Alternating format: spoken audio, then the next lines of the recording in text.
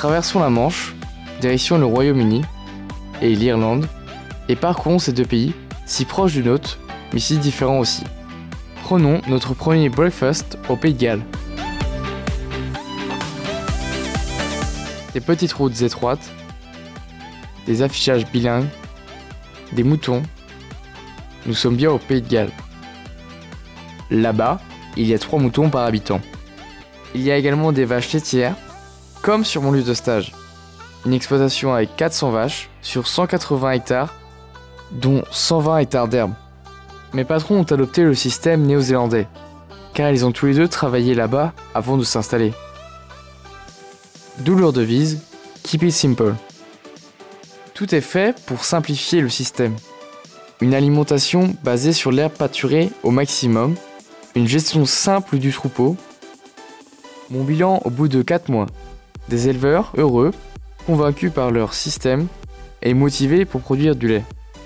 Ma vie là-bas, c'était aussi des visites de châteaux qui expliquent le conflit historique avec l'Angleterre. Des paysages magnifiques, des villes aux noms exotiques, de nombreux matchs de foot avec mon patron et des collègues, ainsi que de bons moments partagés avec le Maylor Young Farmers Club. En vacances, je découvre de grandes villes anglaises, Manchester et Liverpool. En parlant d'Angleterre, allons voir Chloé. Common in South of England, pays du cup of tea et des gens avec un style extraverti, un pays où la population s'inquiète de son avenir suite au Brexit. Mais qu'en est-il pour l'élevage porcin ? Sally Stocking, une femme pleine de caractère et d'enthousiasme, gère environ 60 exploitations. Les maternités sont en plein air et du sevrage à l'engraissement en semi-plein air. Le bien-être animal et le naturel sont la préoccupation principale de Sally, qui nous explique son choix. Animal welfare is quite a difficult terminology because it is your perception of animal welfare. Je travaille avec une équipe de 5 personnes sur un site d'environ 900 truies sur 35 hectares où l'on peut voir des cabanes à perte de vue. Un travail dans des conditions variables, le climat, des truies en folie. Et pour finir, des clôtures à réparer. Mais il reste le plaisir de voir les porcelets en liberté et en parfaite symbiose avec la nature. Indoor pig unit is a very safe environment for a pig.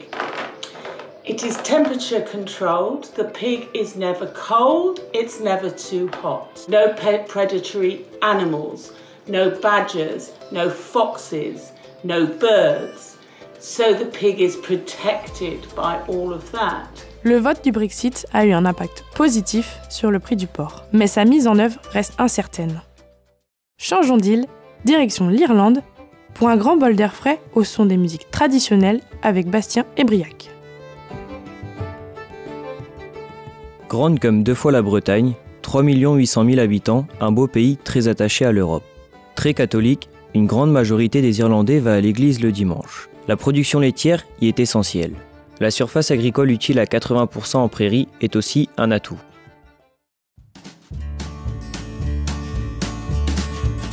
Michael Sexton et sa famille m'accueillent pour 4 mois. Son exploitation est à l'image du système irlandais. Je travaille avec son fils, Owen, qui fait des études agricoles supérieures très similaires à nos diplômes français. Il a un cheptel de 130 vaches, 35 génisses et une surface entièrement herbagère de 80 hectares. De mars à avril, les vélages groupés créent beaucoup de travail. Les exploitations irlandaises saturent le marché des veaux à cette période. Cette année 2018 est compliquée et crée un stress chez les éleveurs. Mi-mai, le soleil s'installe pour 2 mois et demi. La repousse de l'herbe est ralentie par manque de pluie. My Daily Routine comprend la traite, le suivi des génisses et des taris, leurs alimentations,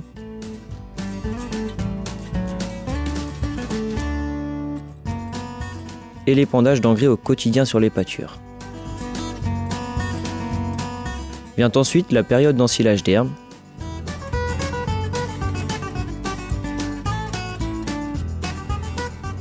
En dehors du travail, ma vie s'organise avec Luc, un stagiaire d'une exploitation voisine. À Dublin, j'ai la chance de visiter le mythique Temple Bar.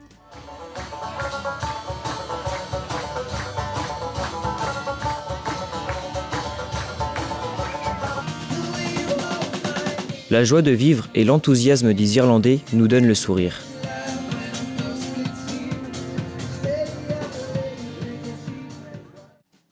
Maintenant, direction Egarty Cheese, une exploitation intensive en système pâturant qui transforme son lait pour mieux le valoriser. Dan Egarty, son père Jimmy et Jean-Baptiste, le fromager français, créent les conditions d'un bon accueil des stagiaires étrangers. La devise de Dan, « Je ne travaille pas pour mes vaches, ce sont mes vaches qui travaillent pour moi ». Les 130 vaches produisent 800 000 litres de lait avec des vélages au printemps et en automne. 150 000 litres sont transformés sur place en cheddar traditionnel et en un fromage à pâte dure vendu à des grossistes ou à des restaurants de Cork. Leurs produits sont très bien valorisés. Je m'occupe de la traite et de l'alimentation des vaches et des génisses et je donne un coup de main à Jimmy à faire des réparations ou à la fromagerie. Visite de la plus vieille distillerie du pays avec les salariés. Rencontre dans la ville de Cork à seulement un quart d'heure. Des opportunités se présentent les week-ends.